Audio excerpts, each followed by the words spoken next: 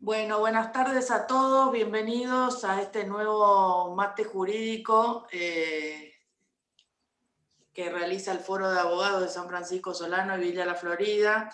Hoy tenemos el placer de tenerlo nuevamente al doctor Juan Carlos Carretero, magíster en Derecho Internacional Privado, entre muchas cosas de su currículum, y perteneciente a la Universidad de Flores.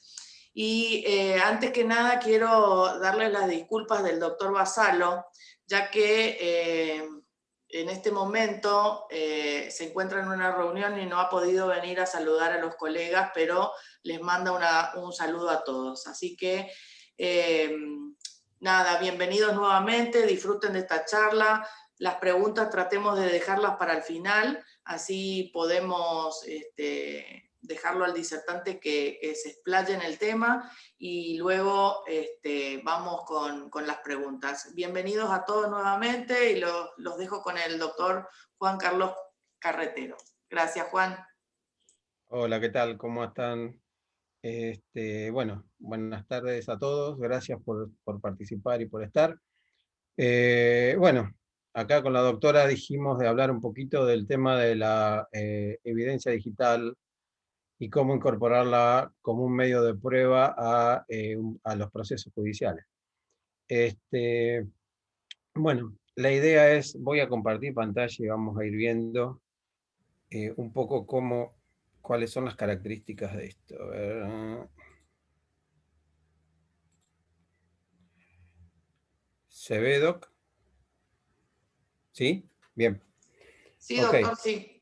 Bueno, al pelo. Bueno, hablar un poco de esto de la evidencia digital en el proceso judicial y qué es lo que, o sea, qué temas más o menos abarqué para hablar más o menos en 40 minutos, una hora y para no hacerlo muy extenso y aburrido. La idea es, vamos a ver si esto anda. Teóricamente tendría que andar. Ahí estamos. Estos más o menos van a ser los temas que creo que son importantes o necesarios o que deberíamos conocer o deberíamos capacitarnos para entender un poco cómo extraer una evidencia digital y que no pueda ser impugnada en el proceso judicial. ¿Qué es lo que tenemos que hacer? ¿Cómo lo podemos hacer? Y cómo es sacar un poco de estas cuestiones de que únicamente la prueba digital o la evidencia digital es dentro del fuero penal. Sacar un poco de esta historia de que hay un solo medio de prueba que es la pericia. O sea, todas estas cosas vamos a ver que una evidencia digital se puede presentar en cualquiera de los medios de pruebas habilitados en el proceso y que no solo únicamente una prueba digital tiene que ver con un delito o con un ciberdelito. O sea, la idea es esta. Un poco, digamos, en función de que nuestra vida real se ha transformado en vida virtual y que la mayoría de las relaciones que estamos teniendo, jurídicas y personales, son a través de estos medios dispositivos digitales y ya no son un contacto persona a persona, sino a través digital, comienzan a surgir todas estas nuevas maneras y nuevas metodologías de comunicarnos. Y bueno, para empezar, vamos a hablar un poco de lo que es la evidencia digital o vamos a tratar de definirla. Y para definirla, antes que definirla, tenemos que tener en claro estos 4 conceptos que digo yo acá y que a veces llevan a confusión.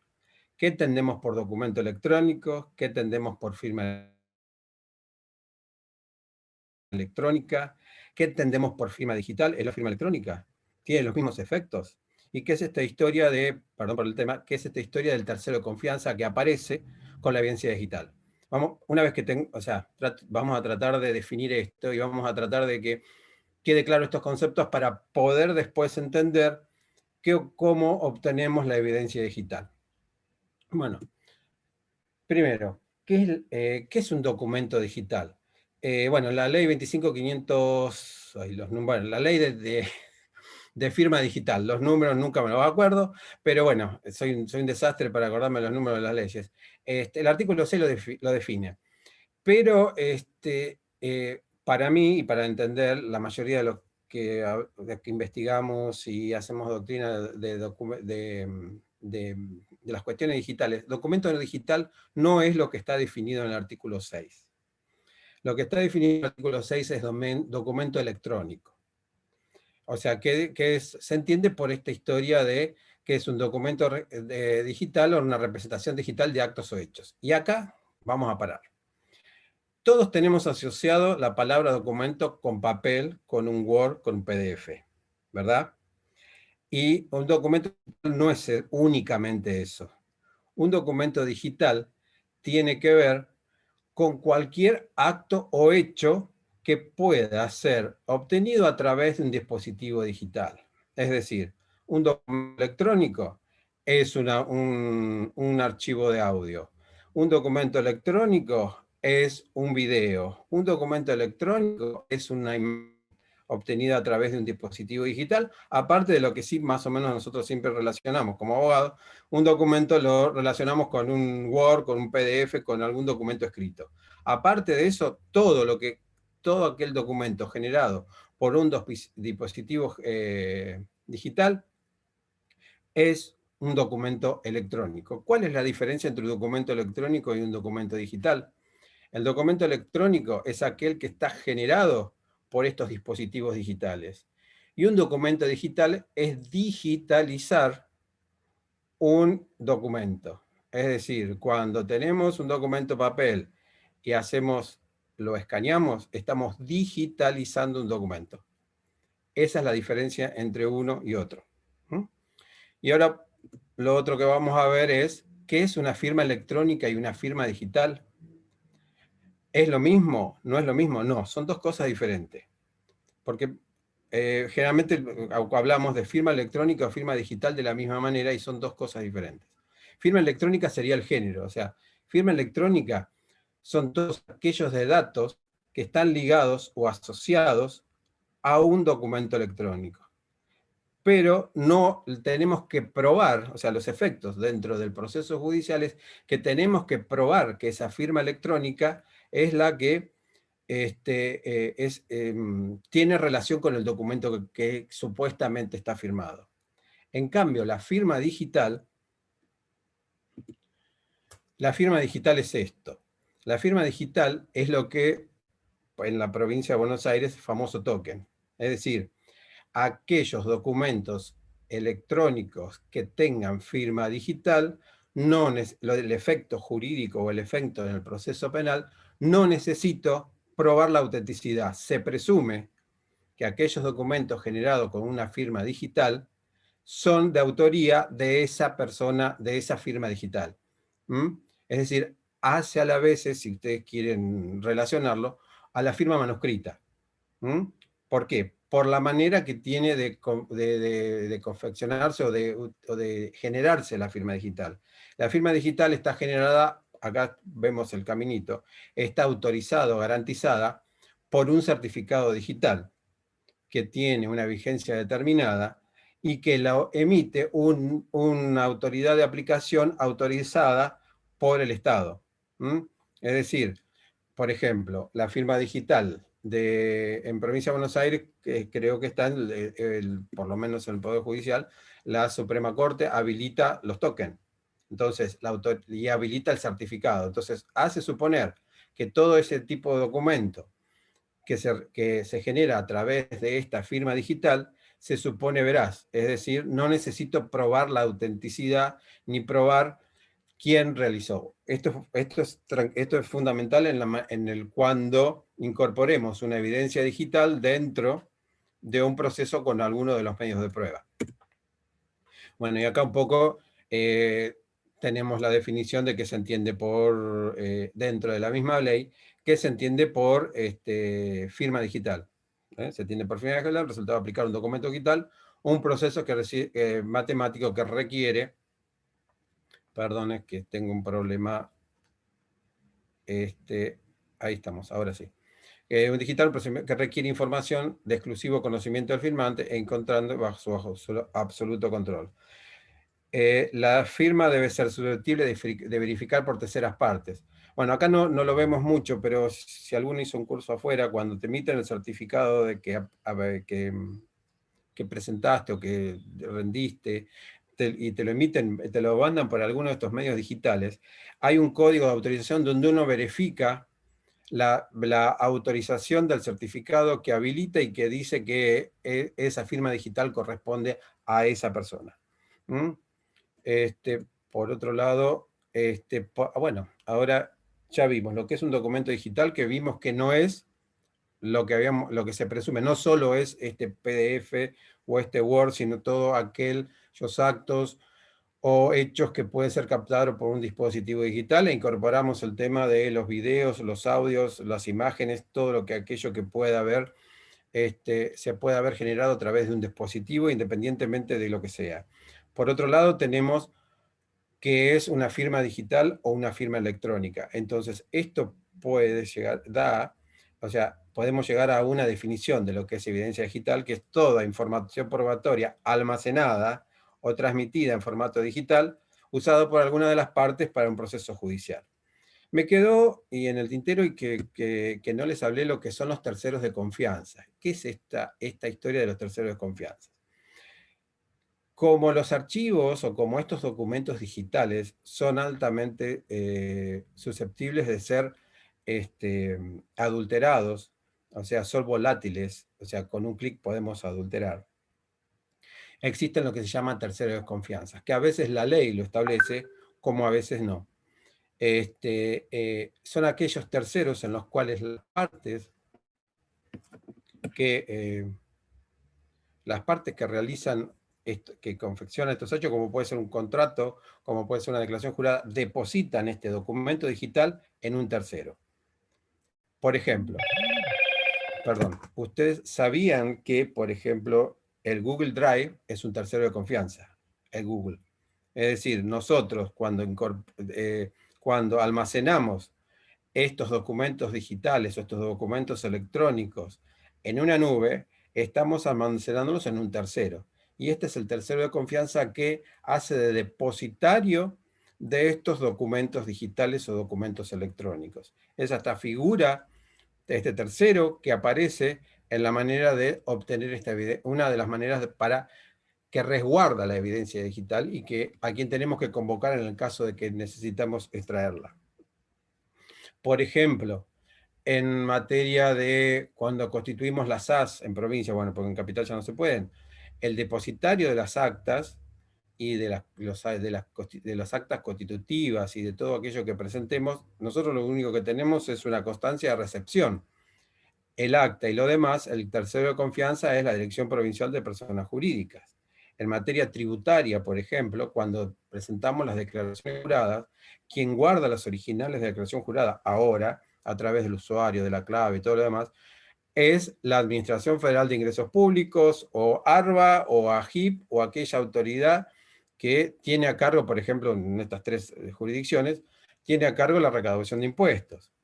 Otro de los terceros confianza son aquellas operaciones, aquel que maneja el blockchain, que no me voy a extender mucho en esto porque el blockchain llevaría toda una hora explicar cómo funciona. Pero en realidad son estos terceros en los cuales son depositarios de estos documentos digitales, en los cuales convocamos cuando necesitamos una evidencia para poder incorporarla en el proceso como a través de un medio de prueba. Bueno, y esta es la otra característica, y pasamos a otro tema, que es la característica de la evidencia digital. Esta cadena de custodia. ¿Y qué es la cadena de custodia? Como dijimos al principio, o como dije hace un ratito, estos documentos digitales o documentos electrónicos son altamente volátiles, es decir, son fáciles de adulterar.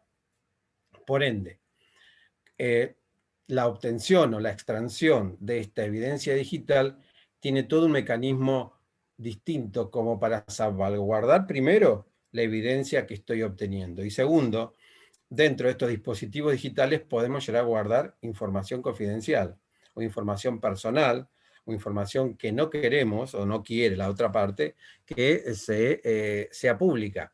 Por ende, tendríamos que estar respetando los derechos constitucionales, el derecho a la intimidad, el derecho el derecho a la privacidad. Entonces, bueno, un poco choca con esto, y entonces por eso se genera lo que se llama esta cadena de custodia. ¿Cuáles son los requisitos de esta cadena de custodia? Primero, la cuando obtengo la evidencia digital, lo que tenemos que hacer es citar a un notario o un fedatario que dé fe de todo lo que se está haciendo y de que no se ha violado ni se ha restringido ninguno de los derechos del propietario de este dispositivo digital. ¿Por qué? ¿Qué consiste? Consiste en extraer de algunos de estos dispositivos la evidencia que existe en estos archivos, en estos dispositivos, o sea, estos documentos digitales, sin alterar ninguna de las otras ninguna de los otros documentos digitales o documentos que están guardados en esos dispositivos. ¿Y en qué consiste? Y bueno, y acá vamos a ver. ¿Qué es lo que estamos buscando? Buscamos la autenticidad de esa evidencia, la integración y la veracidad. O sea que desde que la obtengo hasta que llega al magistrado o hasta que llega como prueba o como medio de prueba al proceso judicial, sea sea veraz, sea la misma que extrajimos. Por eso, lo que hacemos es obtenerla, receptarla e introducirla dentro del proceso judicial. Para esto hay todo un procedimiento que se divide en fases y va a ser diferente. La fase que voy a presentar a aquellos que al perito o al experto que voy a tener que convocar para que extraiga esta evidencia digital y la que tenga que hacer el abogado. Entonces vamos a ver las fases desde los dos puntos de vista. Uno desde el punto de vista, desde el punto de vista del perito. Se me fue disculpen, se me fue una slide. Desde el punto de vista del perito. Y justamente esta imagen es la que refleja justamente cómo opera el perito, no necesariamente tiene que ser un perito, sino aquel conocedor, porque no necesariamente voy a introducir una prueba, una evidencia digital dentro como una pericia, sino que lo puedo introducir como cualquier otro medio de prueba, pero tengo que llevar este tipo de cadena, este tipo de procedimiento para que la cadena de custodia sea una prueba y no se transforme en simplemente una evidencia. Bueno, primero, tenemos esta fase, la fase de identificación, de recolección, de preservación, de análisis y de presentación. ¿En qué consiste esto? La fase de identificación consiste en que el perito identifique fehacientemente el dispositivo digital al cual le fue remitido y que sea el mismo que identifica que el abogado litigante haya solicitado que se verifique, que se extraiga la evidencia digital. La otra fase es la fase de recolección. ¿En qué consiste la fase de recolección? La fase de recolección es justamente la fase más, perdón, se me fue. La fase de recolección es justamente la fase propiamente dicha de extracción de la evidencia digital del dispositivo. ¿Cómo se extrae? Se extrae a través de, hay cierto software o hardware específico en la cual el experto extrae los elementos del documento digital de dispositivo. Ahora, ¿cómo opera? El original, por esta volatilidad y por esta facilidad que tiene esta evidencia de poder ser manipulada y de poder ser adulterada, lo que el original realmente no se trabaja sobre el original, sino el original se guarda en lo que se llama la caja de Faraday. Esta caja de Faraday lo que consiste en es que el dispositivo donde está guardado la evidencia digital no puede ser alcanzado por ninguna onda electromagnética. Es decir, si tenemos un teléfono o algún dispositivo digital, ondas de Wi-Fi, ondas de radio, ondas de cualquier otro, no llegan a penetrar dentro de esa caja y por lo tanto queda a salvo el documento. Por otro lado, el experto trabaja sobre copias, lo que se llama copias bit a bit. Copias bit a bit también es un término muy tecnológico, que lo que hace es copiar. Se llama copia bit a bit, copiar como si fuera un original el documento electrónico. Y sobre ese trabaja en función del escrito que el abogado litigante le está solicitando que haga. Ahí teníamos la fase de recolección y la fase de preservación. Luego tenemos la fase de análisis. ¿Qué es lo que hace? Es analizar el documento, analizar si tiene firma digital o firma electrónica, analizar si digamos, el contenido del documento es lo que realmente pidió el abogado litigante, y analizar directamente esa evidencia si fue necesaria para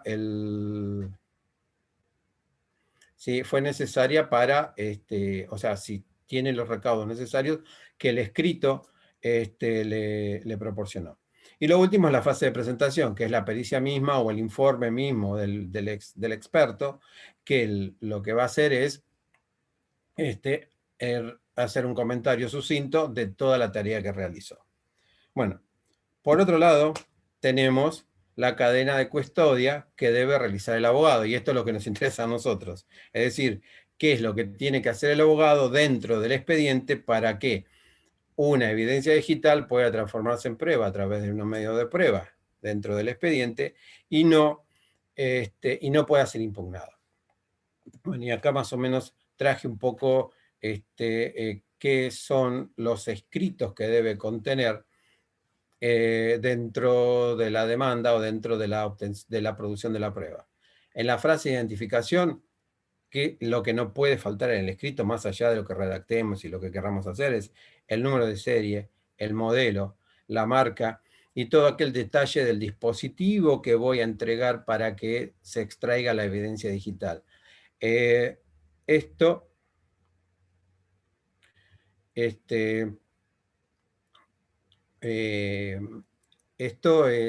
o sea, debería corroborarse con la fase de identificación del experto. Es decir, que el experto lo que va a fijarse es que el número de serie, el modelo y la marca que le están enviando es la que del abogado litigante está solicitando de cuál se extraiga la evidencia. La otra fase es la fase de recolección. Y acá sí es muy importante que el abogado realice estas cuestiones. Es decir, que esté en el momento de la extracción de la evidencia digital, que detalle en el escrito hacer una captura audiovisual de todo el procedimiento de recolección y que detalle cuál fue el dispositivo que utilizó, si utilizó ¿cómo es? Uy, se me hizo una laguna. Un teléfono, si utilizó un teléfono, el número de serie, el email, todos los datos. ¿Qué aplicación utilizó o qué programa utilizó para capturar ese video? ¿Qué versión? Una breve y sucinta descripción de lo visualizado, la fecha, la hora, cuándo terminó, el tamaño completo del archivo y el hash. Bueno, acá voy a detener un poquito porque estamos hablando de hash y creo que muchos no saben lo que es hash. El hash es justamente como el ADN de cada uno de estos archivos. Es ¿cómo es? Un número alfanumérico encriptado que identifica a cada uno de esos archivos y que es muy utilizado, a pesar de que está encriptado, es muy utilizado para cometer ciberdelitos, porque ante una modificación del hash, por ejemplo, podemos derivar el pago de una cuenta que vaya para y a nosotros nos figura como que pagamos a una cuenta determinada. Por eso es importante el hash, o sea, saber de qué estamos hablando cuando hablamos de hash. Y hay muchos programas en línea que pueden utilizarse para identificar el hash de cada uno de los archivos. Esa es la primera etapa. La segunda etapa es cuál es el nombre del archivo completo y extensión que se extrajo de la evidencia, cuál es el código hash de ese documento electrónico que se extrajo, qué es lo que tiene, cuál es el tamaño del archivo, supuestamente si tiene firma electrónica, quién fue el autor, si tiene firma digital, quién fue el autor, si tiene firma electrónica, probar que el autor de ese documento electrónico está identificado y es ese, y la fecha originaria de la creación de ese documento electrónico. Por último, la fase de preservación. Si bien en esta etapa no necesitaríamos, o sea, realizar ningún específico, lo que sí deberíamos adjuntar serían las actas notariales de este notario que va a estar en todo el proceso de la extensión, donde donde establece, donde certifica, donde da fe de cómo fue preservada el documento digital o el documento electrónico. ¿Mm? Es decir, esto que estuvo guardado en una casa Faraday de tal fecha a tal fecha y que se sacó de esa caja para introducirlo al expediente y demás. Y el último, la fase de presentación, que acá, bueno, el escrito tiene que tener un detalle pormenorizado de los procedimientos realizados por la ONTR, el nombre del usuario de las partes, las fechas importantes del procedimiento, los detalles de los documentos electrónicos presentados y identificar los confianzas si o no los hubo. Bueno, esto es un poco lo que hablábamos de cadena de custodia. ¿Qué pasa si se rompe la cadena de custodia o qué pasa si no realizamos la cadena de custodia en una evidencia digital? Realmente carece de efectos jurídicos, es decir, deja de ser una evidencia que podemos incorporarla como prueba digital para transformarse en una simple evidencia que sí puede ser presentada, pero no tiene el rigor científico ni el rigor probatorio de un documento electrónico que haya sido extraído a través de una cadena de custodia. ¿Mm? O sea, esto es un poco la importancia de realizarlo a través de esto. Y bueno, acá hablo un poco un poco de identidad digital para entender cómo es el tema de la firma electrónica y no la firma digital. Entonces, la identidad digital tiene que ver con esto, cómo identifico el autor de estos textos, a través de lo que se llamamos huella digital. Es decir, la información que existe en el dispositivo o que existe en la web respecto de nosotros. Es decir, el usuario, la clave con que se realizó, el formato con que recibió, el IP donde se realizó. Todo eso hace que podamos establecer cuál es la firma digital. ¿Mm? Por ejemplo, hay un fallo que creo que es Bienuskas, que habla de esto.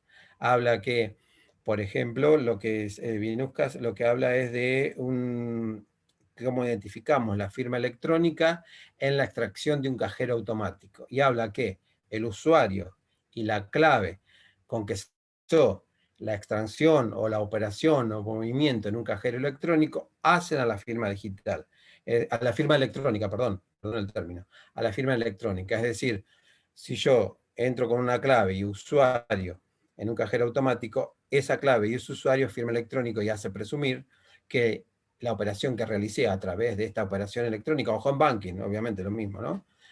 Hace presumir que el movimiento que se realizó lo hizo esa persona, ¿Mm? A diferencia de una firma digital. Y bueno, la otra es la reputación digital, que también es una percepción que tienen los terceros, como que es lo que hablamos recién, el tema de la clave y usuario. Y bueno, y acá ahora viene un tema bastante discutido, y acá sí no les voy a poder dar muchas soluciones, sino que lo que estamos viendo es qué pasa con los derechos constitucionales en la extracción de la evidencia digital. Y bueno, acá traje 3 o 4 que me parece que son los más fundamentales y están en pugna, y todavía no estamos poniendo mucho de acuerdo en la doctrina y los que estamos investigando esto. Hay un cierto menoscabo de los derechos constitucionales como lo venimos viendo ahora. El tema digital hace que cualquier persona pueda obtener datos íntimos de una persona, o datos confidenciales o datos personales que nosotros no queremos que se sepan. Por eso, bueno, por allá, por alguna de las charlas que estamos dando, es muy importante lo que llamamos de responsabilidad digital. Es decir, lo que cargamos y lo que informamos en la web. Porque ante lo que informamos en la web, deja de ser información personal y deja de tener rango de datos íntimos o datos personales. ¿Mm? O sea, por allá hay algunos fallos de la Corte que habla de que aquellos datos que nosotros voluntariamente subimos a la web dejan de ser datos personales y datos íntimos. ¿Mm? Y igual que aquellos datos involuntarios que uno, por usar estos dispositivos, se está poniendo a disposición del resto. Por ejemplo, siempre yo, como digo siempre, el tema de la web, no existe la privacidad. lo que es que todo el mundo puede enterarse de todo, ya estemos en WhatsApp, estemos en una red social, Facebook, Twitter, Instagram o lo que queramos llamar. Por eso decimos que está un poco en jaque o un poco de menoscabo en los derechos constitucionales como los venimos viendo hasta ahora. Y entonces vamos a analizar algunos de ellos. Lo que yo llamo derecho a prueba, que tiene el tema de la garantía de defensa en juicio. Es decir, tiene mucho que ver cómo pruebo o qué pruebo y el modo de obtener la prueba. Y bueno, y acá poco hablamos de lo que este, esta manera de obtenerla y esta garantía de que no estamos involucrándonos en estos dispositivos digitales y en información que no queremos informar a través de esta cadena de custodia. Si no realizamos o no obtenemos esta evidencia para incorporarla dentro de un proceso judicial o a través de un medio de prueba dentro de un proceso judicial, puede ser impugnada porque estamos violando ciertos derechos constitucionales. Otro es la ilicitud de la prueba, es decir, si la obtenemos por medios ilícitos, es decir, a través de alguno de estos, que en su momento cuando hablamos acá con la doctora Rupérez, algunos de estos medios ilícitos de penetrar en los distintos dispositivos digitales. Obtener una prueba a través de esos medios prácticamente es una de las maneras ilícitas de obtener una evidencia digital. Por otro lado, tenemos el derecho a la privacidad, y es el derecho por excelencia que creemos que se ve menoscabado y es el que tenemos que tener mucho cuidado de no violar. Y acá un poco puse las 3 características fundamentales en materia de digitalización. Es decir, es un derecho humano, ok, sí. Y acá vamos de la información privada voluntaria e involuntaria, que cuando usamos un dispositivo digital, perdón, cuando usamos un dispositivo digital, la ponemos a disposición de todos aquellos que se conectan a la red. Y otra vez vuelvo a decir, tiene mucho que ver con esto de la responsabilidad digital y de qué es lo que subimos a las redes. No voy a explicar de vuelta todo esto de lo que es la información privada, voluntaria e involuntaria. Y un temita, ¿qué pasa con la correspondencia electrónica? La correspondencia electrónica la podemos asimilar a la correspondencia postal. Violar la correspondencia electrónica es violar la correspondencia en los términos del derecho constitucional. Bueno, ahí veo la cara de la doctora Rupérez. Es un tema. Bueno, por allá hay un fallo viejo de la Nata, donde habla que si la correspondencia electrónica está realizada a través de un correo electrónico, donde yo me puedo conectar a través de un usuario y una clave, esta correspondencia electrónica es asimilable a la correspondencia postal. Violar esta correspondencia electrónica, estamos violando el derecho constitucional de la inviolabilidad de la correspondencia. Es asimilable. Hay varios fallos, pero bueno, traje 2 fallos característicos como para tener de ejemplo, ¿no? Es decir, no aquella correspondencia electrónica, no aquellos correos donde uno entra y no es, o sea, no hay usuario, no hay clave, es un correo, generalmente los webmail de la red, no serían correspondencia electrónica o correspondencia en los términos del derecho constitucional, sí aquellos, por ejemplo, Hotmail, Gmail, donde uno tiene que entrar con una clave, tiene que entrar con un número de usuario, donde si alguien entra o es porque violó, entró por alguno de los medios ilícitos de entrar al dispositivo, o porque uno también no fue muy responsable digitalmente como para entregar el usuario y la clave para poder realizarlo. Otro de los dispositivos es el principio de igualdad. Y acá también, acá hablamos más de un tema social que de un tema de derecho. Es decir, todo en nuestro país, sobre todo en la República Argentina, todos estamos en las mismas condiciones de obtener una prueba digital. En la Puna de Atacama y o en Buenos Aires, son las mismas condiciones. Es decir, si yo quiero probar algo en Jujuy, pues no es por discriminar a nadie, ¿no? Sino en Jujuy o en Salta o en esos lugares donde las señales, donde la conexión, donde toda esta historia no es tan eficiente como en Buenos Aires. ¿Tiene la misma igualdad digital como para poder probar o poder extraer de las redes o de la web estas evidencias digitales? Bueno, acá es un poco lo que hablamos de brecha digital. Es decir, no todos estamos en las mismas condiciones y por eso lo que se propugna, por eso digo que esto no es, cuando analizamos los derechos constitucionales, no tenemos la verdad absoluta ni tenemos la solución definitiva, sino lo que estamos proponiendo es ver de cierta manera oficiosa o de cierta manera legal, poder usar esto. Lo que proponemos para este principio de igualdad es que el principio de la carga dinámica de la prueba, es decir, que el que esté en mejor condiciones de probarla, que lo pruebe, más allá de quién lo alega. ¿Mm? Y bueno, y otro de los principios y otro de los derechos es el derecho de la propiedad, es decir, usar un documento electrónico generado por otro, ¿es violatorio del derecho de la propiedad?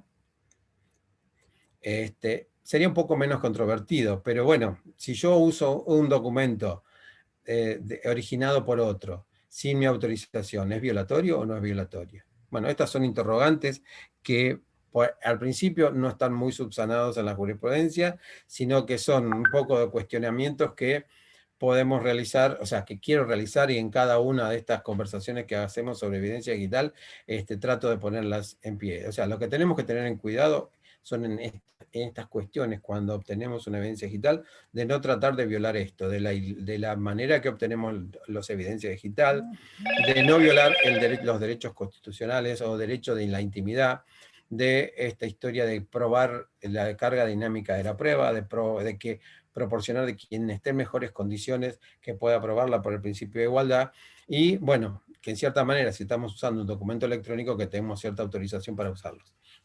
A ver, un minuto que... bueno. Y por último vamos a ver los medios de prueba, y acá también vamos a tratar de discernir un poco, cuando hablamos de medios de prueba, que la mayoría estamos, o sea, la mayoría de los colegas que me consultan, generalmente hablan de medios de prueba como prueba pericial. Y la prueba pericial es uno de los medios de prueba para introducir una evidencia digital a través de una pericia. Pero podemos incorporar prueba documental o prueba informativa. Y acá puse estos ejemplos, no que son prueba digital, sino que no son prueba digital.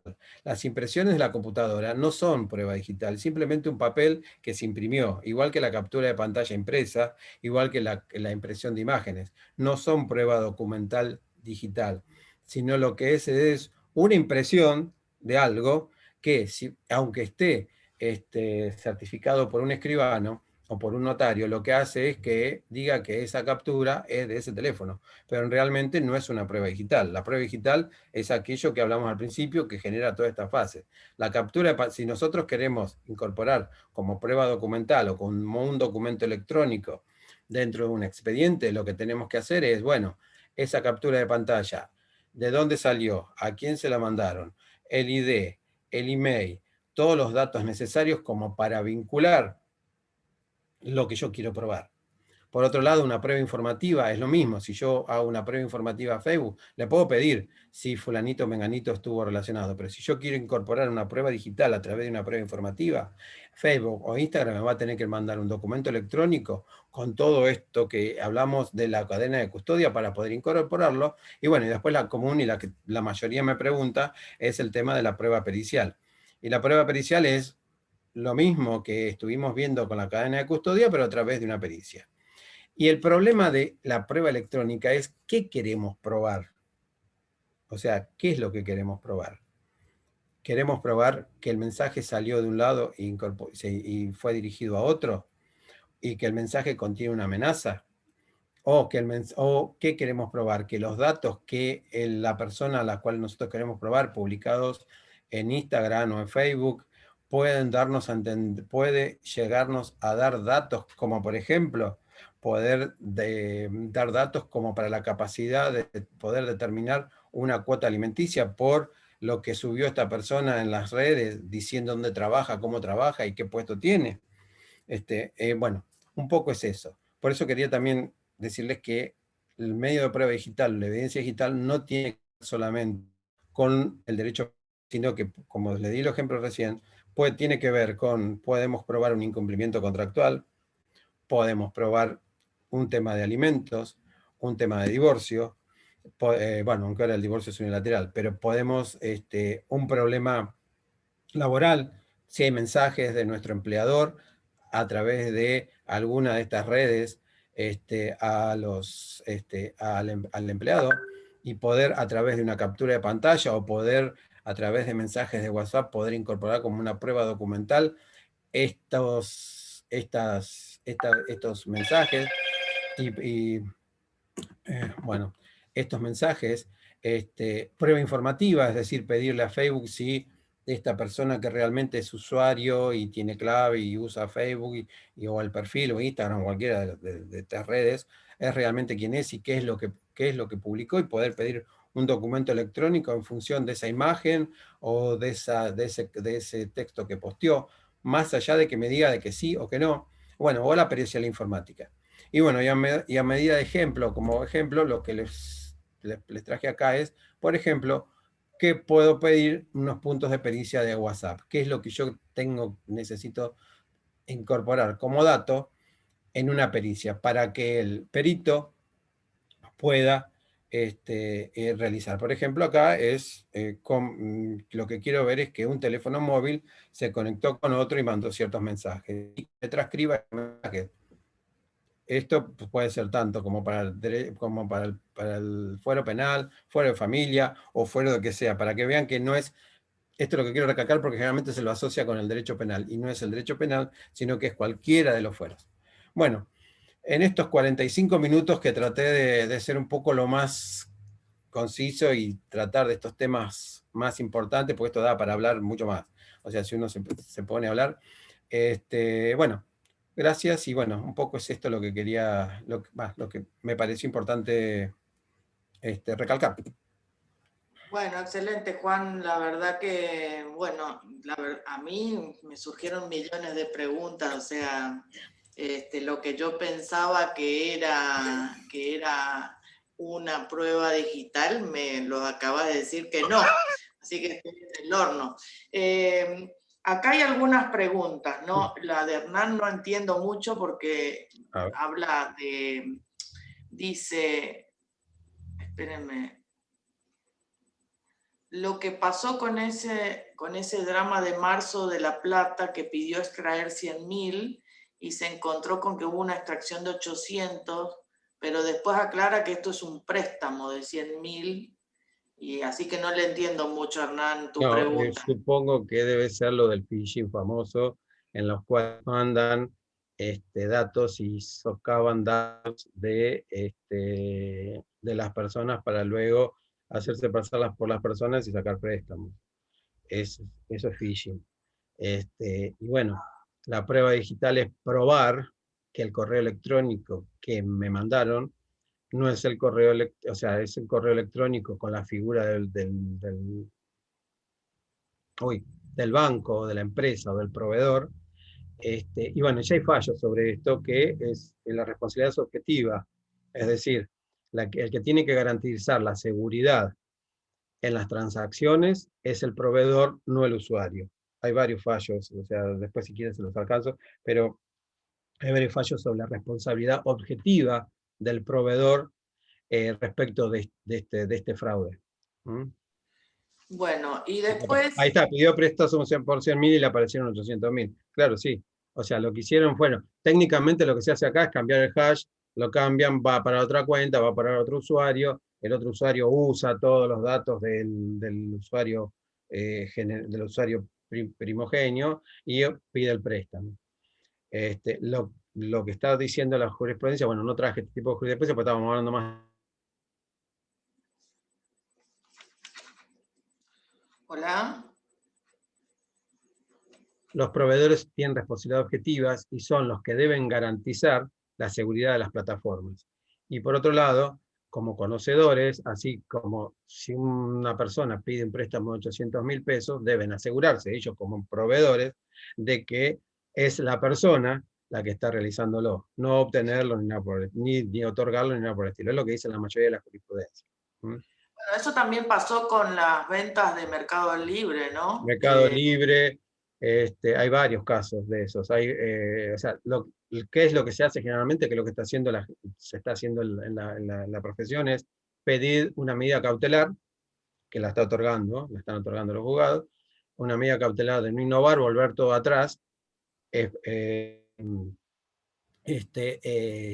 Bueno, establecen esta reciprocidad objetiva, con todo se llevan al fallo Bienusca con el tema de la firma electrónica y todo lo demás, y hasta tanto se resuelva. Perdón, pero me tengo, a ver, 5 minutos porque se me está por terminar la batería, tengo que buscar el cargador. Bueno, Dale. acá hay una pregunta de Daniel que dice que quería consultar si los chats y fotos borradas por el usuario de WhatsApp se pueden recuperar o si quedan en el servidor y en su caso, ¿cómo se ofrece como prueba? Entonces ahora cuando venga el doctor que está con un problema del cargador, le va a contestar a Daniel. Disculpen. No pasa nada. La tecnología trae estas cuestiones. Sí, que no preví que el tema del cargador.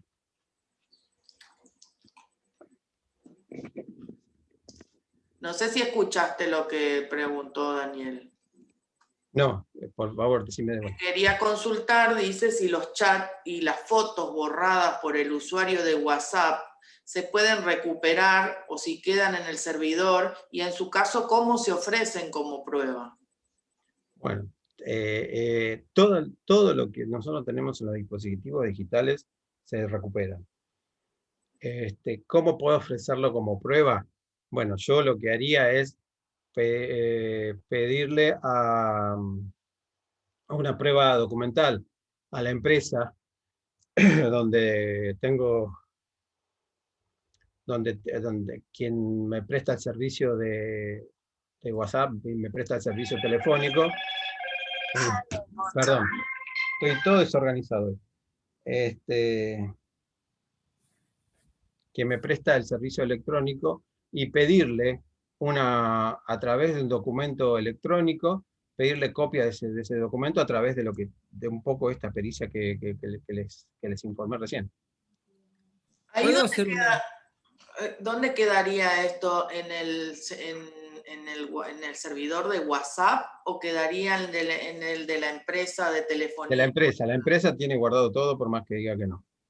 Ah, ok. Sí. Lo que pasa es que no podemos pedir una intervención del número telefónico porque no estamos en una cuestión penal. O sea, lo que podemos pedir es una informativa. Claro, sí, sí, sí. El tema de la cadena de custodia es muy complicado también, por lo que Y explicaste. es un poco complejo. Lo que pasa es que es la única manera de salvaguardar los documentos electrónicos, porque es... Hay algunas páginas que tienen código QR, estaba mirando como para digitalizar esa página con el código. ¿Eso nos serviría como algún Lo que tipo pasa es que eso está bien, pero lo que estás haciendo es extrayendo eso, y lo que tenés que salvaguardar es que lo que trajiste, perdona, quede inalterable y sea lo mismo que vas a ingresar al proceso. ¿Me entendés? Claro. Es eso. El problema es ese, cuando vos extraes la evidencia, eso tiene que quedar salvaguardado de tal manera que no pueda ser adulterado. ¿Mm? Sí. Bueno, Ese el es el doctor problema Juan de la prueba. Pablo Cuaranta, que es otro disertante, quiere hacer una pregunta. Quiere hacer una pregunta al doc, ¿sí? Y lo corté. Habilitale porque está muteado. Es que no nos deja hablar desde hace una hora vos y a mí. Buenas tardes a todos. No quiere que dialoguemos. Mi consulta está relacionada con lo que estaba planteando Alejandra recién, de alguna manera. Suponete en un divorcio, viste que ahora, digamos, la infidelidad desapareció. Ah, bueno, se nos fue la presentadora. Se fue momentáneamente. Está bien. No, Juan, el tema es el siguiente. Viste que, por ejemplo, ahora, si vos sos infiel, eso le da derecho a la otra parte a resarcimiento económico post-divorcio, digamos. Entonces, mi pregunta es la siguiente. Suponete vos tenés fotos, te sacaste una foto, o 2 o 3 o lo que sea, en un viaje con la persona con la que sos infiel. Ahora, cuando se pide la pericia, no te pueden peritar todo el celular, porque No, vos lo que entonces, vas a tener ¿cómo se delimita? vos vas a tener que ¿Estoy claro lo que quiero identificar. decir? Sí, sí, sí, sí. Lo que vas a tener que identificar es de lo que vos querés probar dentro del celular, y si no lo podés delimitar dentro del celular, de lo que vos querés, de esas imágenes y de esos días. O sea, tenés que tener claro qué es lo que vos querés extraer de la evidencia. Y A no tengo que ser, aclarar si es, suponete, Facebook, Twitter, Instagram, Telegram, WhatsApp. claro, o sea, hay Está bien distintos, específico. bien específicos. Bueno, yo traje un ejemplo de WhatsApp, pero hay modelos, o sea, después cualquier cosa los pasamos, para cada una de las, o sea, qué es lo que yo voy a pedir en cada una de las redes y qué es lo que quiero o sea, lo que tengo que tener bien definido es qué es lo que yo quiero pedir. Si yo quiero pedir una imagen de tal usuario con tal usuario o de tal persona o de tal fecha, lo que tengo que tener claro es eso. Entonces, de esa manera yo no violento la demás información que está dentro del dispositivo. ¿Te quedó Está bien, claro? sí, sí, o sea, yo me imaginé que era así. El tema es cómo delimitarlo, ¿no? Claro, Porque, bueno, es un poco porque si no complicado. te tienen que accesar todo el No, teléfono. no, no, vos tenés que delimitar, claro, no. Bueno, es un poco lo que hablábamos de los derechos constitucionales, el derecho a la intimidad. O sea, estamos ahí, en juego es un hilo muy fino. O sea, por eso tenés que delimitar claramente si vas a probar con una evidencia digital, delimitar claramente qué es lo que vas a probar y qué mensaje vas a querer que que el experto extraiga del dispositivo. Y si lo O sea, enviaste, hay que demostrar también la trazabilidad, es decir, que salió de un dispositivo y llegó al otro. bueno, sí, sí, o sea, el IP de uno y de otro, pues, más o menos en el formato más o menos en el formato de la pericia que te dije, o sea, si salió de un dispositivo y salió del otro, el IP, el email de cada uno de los teléfonos, si el teléfono celular, con qué Compañía opera. opera, con qué empresa opera, con qué nombre tiene ese dispositivo, el otro con qué empresa opera y qué nombre tiene, y si hubo conexión entre los dos dispositivos ese día y qué mensaje hubo, y bueno, todo eso tenés que pedir más allá del mensaje que hubo, ¿no? O sea, todo el tema técnico, más allá del mensaje que sí lo vas a necesitar, pero vas a tener que probar no solo el IP, sino que ya están las líneas telefónicas, que las líneas telefónicas están asociadas a ciertos usuarios con ciertas claves, bueno, todo eso. ¿Y cómo obtengo el email del otro teléfono? Porque del mío lo extraigo de mi teléfono, tengo forma, Bueno, eso se lo vas a tener que pedir a través de una orden a la compañía judicial de teléfonos. a la compañía que presta el servicio del otro teléfono. O al ENACOM, podés ir al ENACOM, que te diga, si no sabes la empresa del otro teléfono, que te diga el otro teléfono a quién, o sea, qué empresa, ese número de teléfono está brindando servicios.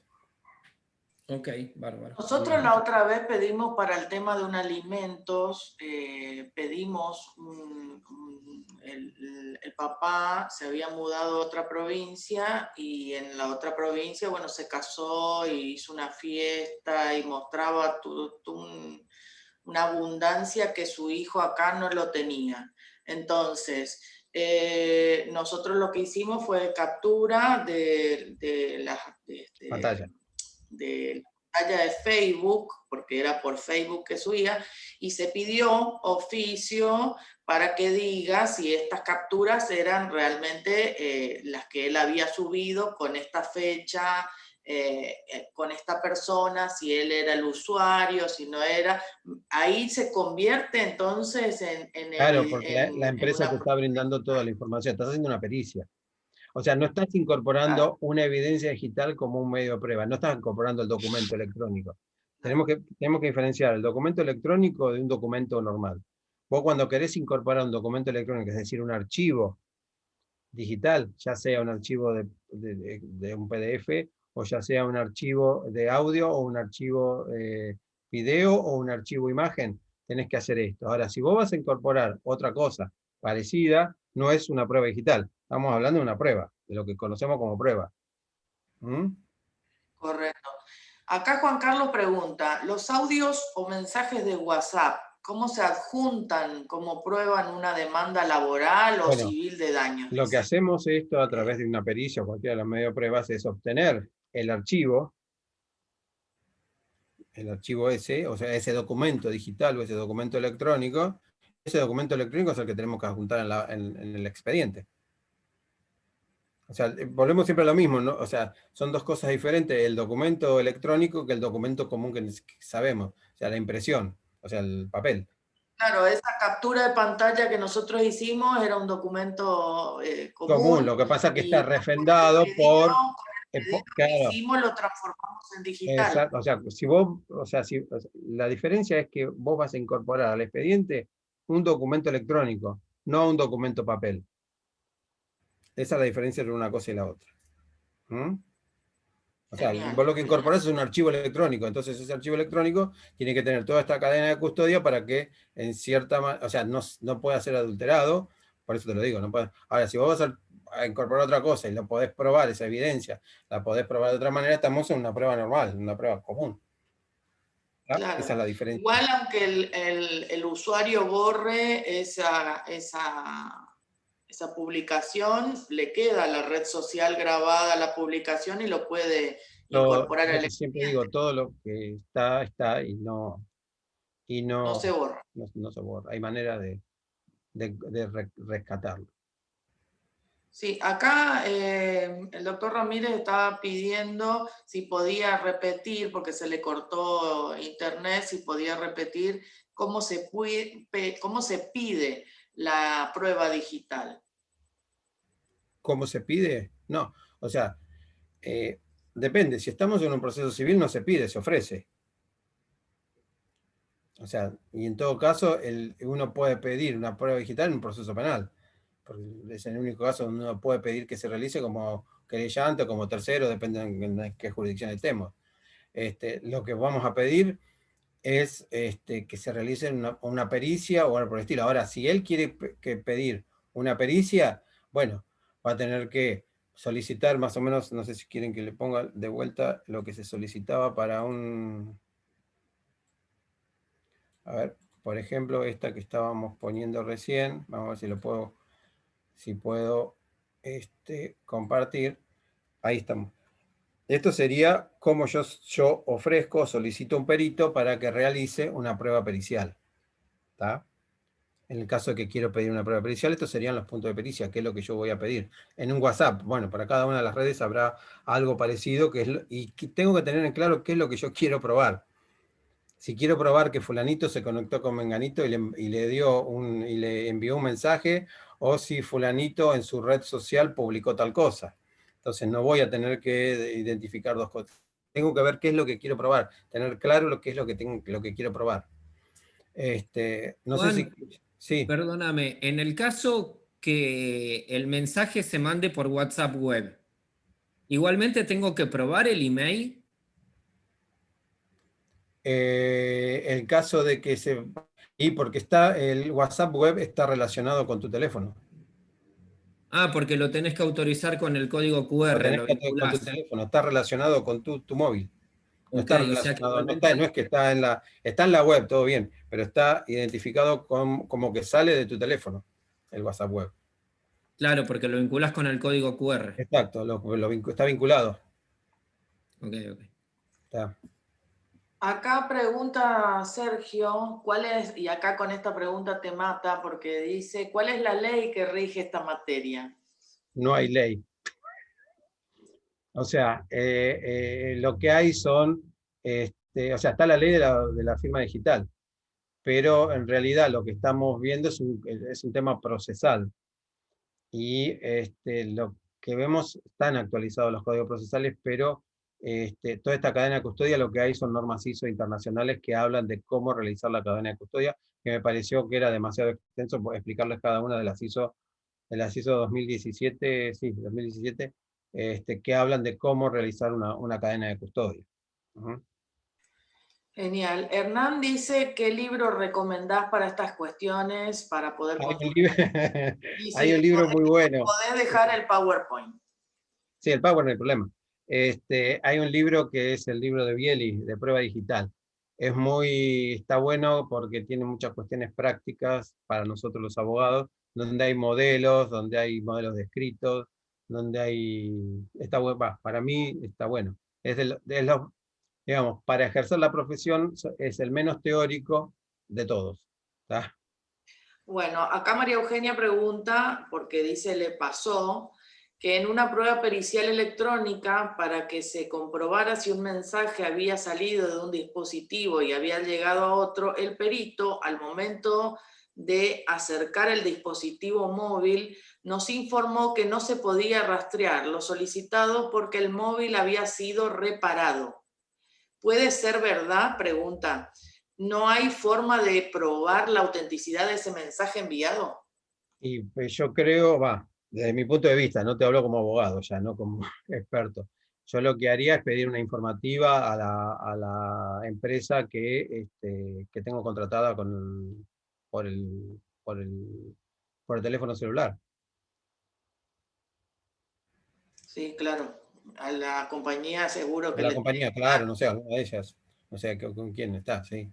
Bueno, Claudia Rodríguez, una colega acá del CAC y amiga, la saludamos, que no está acá en el país, pero vino a presenciar esta charla con nosotros.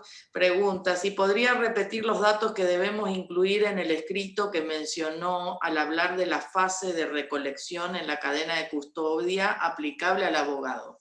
Si le podés volver a repetir. La cadena de en la fase de recolección son dos etapas. Una es, vamos a tratar de, si querés lo comparto de vuelta. Igual te dejo el Power para que lo vean. Pero, a ver, para.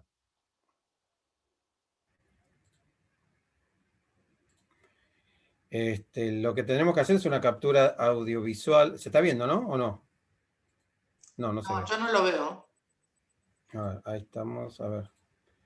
Para no olvidarme de nada. Bueno, es una captura, lo que hacemos es una captura audiovisual, es decir, con el celular obtenemos, o sea, grabar todo lo que hace el perito o el experto. ¿Mm? Y en el escrito poner, o sea, qué dispositivo usamos, o sea, identificar el dispositivo, identificar el programa con que realizamos la captura, qué es lo que estuvimos viendo, la hora de inicio determinado, el lugar, el tamaño del archivo que nosotros generamos a través de esa captura audiovisual y el hash de ese archivo en el cual capturamos. Y después, bueno, en la segunda etapa, que tampoco ahí, perdón, a ver si lo podemos. Estoy tratando de poder entrar a la otra filmina. Y en la segunda, bueno, describir lo que hicimos, o sea, qué archivo se extrajo, el hash, qué es lo que está dentro del contenido, quién tiene firma digital o no tiene firma electrónica, cuál fue la fecha originaria y demás. Genial, gracias. Sergio aclara que se estaba refiriendo al artículo que citaste en el Power, el artículo 6, si no me acuerdo mal, ¿De que cuál es de la todo? ley Sí. preguntaba cuál era. Bueno, los primeros artículos de la ley ¿cómo es? De firma digital definen qué es firma digital, qué es firma electrónica, qué es un documento digital y qué son las empresas, quiénes son la autoridad de contralor en materia de firma digital, esta historia de quién emite los certificados digitales. Los primeros artículos, del 1 al 6, está todo eso. Bueno, María Eugenia, respecto a lo que contestaste recién del perito que había dicho que el celular había sido reparado, ella dice que envió a la compañía y que le respondieron con negativa, o sea que no se podía recuperar. Lo que están diciendo las compañías celulares últimamente es que ellos guardan los archivos durante un año y después del año dice que los destruyen. ¿Eso puede ser posible, Juan? Bueno, habría que ver, o sea, yo creo que no, o sea, mi intención es que no, pero bueno, habría que ver el caso concreto y ver cómo podemos solicitarlo. O sea, habría que ver el caso concreto. Sí, sí. Genial. No veo más preguntas. A ver si alguien tiene alguna pregunta más. Espérame. Acá Blanca está haciendo una pregunta. Blanca dice, ¿se usa en Argentina mail certificado? Pregunta. Como www.mailcertificado.com o www.engarante.com. ¿Qué certidumbre nos da respecto de las pruebas aportadas usando estos sitios web? Bueno, los sitios web, o sea, mail certificados sí, o sea, son aquellos que pueden. Lo que yo, o sea, certidumbre en tema digital, salvo en aquellos, como dije recién, correos electrónicos, en los cuales uno usa usuario y clave, el correo electrónico más certero es ese. O sea, después los demás que usamos en la red, yo soy de desconfiar. Es mi opinión personal. Me parece que lo que está preguntando Blanca es respecto de esta página para saber si el certificado de eso que estamos queriendo tomar como prueba se saca de ahí. Sí, bueno, es lo que dije al principio, o sea, cada uno cada documento que envían con una firma digital, si yo puedo verificar, sí, obviamente. Si uno verifica y puede verificar que la firma digital está certificada, ok, es una firma digital y se presume que es válida. Bueno, te contesté, Blanca, perdona, sí, está bien lo que te dije. Sí, ok. No encuentro otra pregunta. Si alguien quiere hacer una última pregunta, así lo dejamos descansar al doctor. Y antes que termine esto, quiero saludar, bueno, ustedes ya lo vieron porque siempre habla, está con nosotros el doctor Juan Pablo Cuaranta, que es uno de nuestros disertantes habituales. Y también está con nosotros la doctora Corina Iguale, que también es disertante y está participando hoy con nosotros. El 18 la tenemos a Corina con Derecho Animal, un temazo, así que los esperamos a todos. Estaba también presente, que se tuvo que retirar, la doctora Cecilia Garau, que es la decana, la rectora. La decana de la facultad. Me va a matar. La decana de la Universidad de Flores, que bueno, vino a participar con nosotros un ratito, pero se tuvo que retirar porque tiene otras actividades. Así que no sé quién es Corina. Corina me preguntó cómo verifico la firma digital o la procedencia. Digamos, cuando uno envía o cuando te envían un documento con firma digital, te envían como un link para que vos puedas verificar la autenticidad de esa firma, que es, digamos, de la autoridad de aplicación, que como que el certificado digital de esa firma digital está vigente. Algo similar se hace con la postilla, ¿no, Juan? En la postilla claro, electrónica te mandan un código para que la en cualquier postilla parte tiene del firma mundo electrónica. puedas verificar. Y cuando vos querés ver la postilla electrónica, lo que haces es verificar en ese link que ponen, juntamente con el documento, podés verificar que esa firma electrónica tiene un certificado electrónico digital atrás que autentica esa firma. Sí, decime. Está muteada la doctora. Damos el micrófono a Corina. Perdón, Corina, estaba contestándole a un colega. Ahí podés activar, ¿eh? Gracias, buenísimo. Sí, digo, ¿cómo acreditarlo en el expediente? O sea, sí, esto del link está claro, pero ¿cómo acreditarlo en el expediente? Y bueno, vos, o sea, para mí, desde mi manera por lo menos lo que yo hice, y que hasta ahora me dio un poco de resultado, es, yo lo que acredito es que esa firma digital está certificada por tal instituto o por tal autoridad. Lo que hago es, como siempre estoy aportando documentos digitales, lo que hago es en el archivo, o sea, cuando digamos, se reproduce esa evidencia digital o esa prueba digital, voy a entrar, directamente entras a que si está validado por un certificado digital o no. Digo, ¿cómo, es como sería, se me ocurre, por ejemplo, los oficios. El oficio lo firma el juzgado, yo lo imprimo y hay un link en donde se puede verificar eso. Sería algo similar. Exactamente, o sea, me lo sacaste de la pena, pero es exactamente, claro. Existe como un link, un código QR o algo así, o sea, depende de la autoridad certificante que hace que vos puedas verificar que eso que dice que es firma digital es firma digital. Claro. Y esto es algo un poco procesal y a lo mejor un poco de la experiencia, ¿no? Sí. Yo acompaño eso y supuestamente el juzgado, el juez, no va a entrar al link en principio. No, El el juez, que te va a salvo poder que yo le impugnar, pida. por lo menos lo que a mí me pasó, el que va a querer impugnarte es la contraparte. Entonces la contraparte va a pedir, o sea, va a tratar de ver si esa firma digital realmente eso no es. O si no, se me había ocurrido que se fije una audiencia.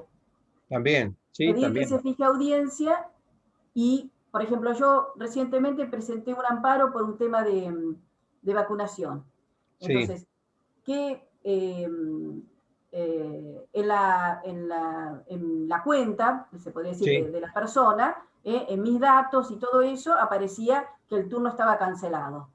Bueno, si yo le presento eso, sí, se lo presenté escaneado, pero bueno, eso es como si fuera una copia simple, por supuesto. Una copia simple, exacto. Sí. Y yo no le puedo decir al juez, porque si se lo dijo no me va a dar bolilla, No te va a dar bolilla, claro. Entre usted al link. Entonces yo lo que pedí que se fijara audiencia y se haga una constatación para entrar al link. Muy buena idea. Algo así podría ser. Podría, para mí, desde la experiencia, sí. Yo tengo la experiencia de estos QR y algo por el estilo. Si la otra parte no me lo impugna, listo, ya está la prueba. Ahora, bueno, siempre estamos jugando con eso. Pero ahí con ese código URL o QR, porque Lo que tenemos sea. los dos, ¿no podemos pedir oficio a la entidad para que diga que eso que nosotros estamos presentando como código es válido? Y con eso También. ya no tendríamos ahí un documento digital. Lo que pasa es que la informativa no es un documento, esa que estás pidiendo no es una digital, lo que te está informando es una informativa. No, que verifiquen que sea auténtico la copia documental que nosotros tenemos. Esa verificación que se va a enviar al juzgado, ¿eso no sería un documento digital? Y depende de lo que envíe, si va a enviar un documento digital es un archivo. Ahora, si va a enviar que dice que constata que esa prueba, que eso es una prueba común, es una informativa común. Okay. O sea, eso es lo que tenemos que tener en cuenta. Sí. Creo que no hay más preguntas. Si alguien tiene alguna otra pregunta, lo escuchamos y si no, le damos las gracias al doctor Carretero y a nuestros disertantes, la doctora Iguale y el doctor 40 que estuvieron presentes y les agradecemos. Y le agradecemos a los dos que siempre están más. Somos el trío que siempre estamos en todas. Firmes como Drupi y los invitamos a todos a la jornada que va a dar la doctora Iguale el 18. Se pueden inscribir por nuestras redes, ahí les dejé el mail y les dejé el número de WhatsApp para que se inscriban, así que los esperamos la próxima. El 17 también está el auxiliar letrado del Civil 10, el doctor Iturralde, que va a estar hablando de las nuevas acordadas, la 4016, de los márgenes de las cédulas y todo lo demás, así que los esperamos también. Gracias a todos por estar, gracias a Juan Carlos por acompañarnos siempre y bancarte todas estas preguntontas que hacemos. Así que te agradecemos y hasta la próxima. Gracias a todos por estar. Un aplauso para Juan Pablo y para Juan Carlos y para Corina. Hasta luego.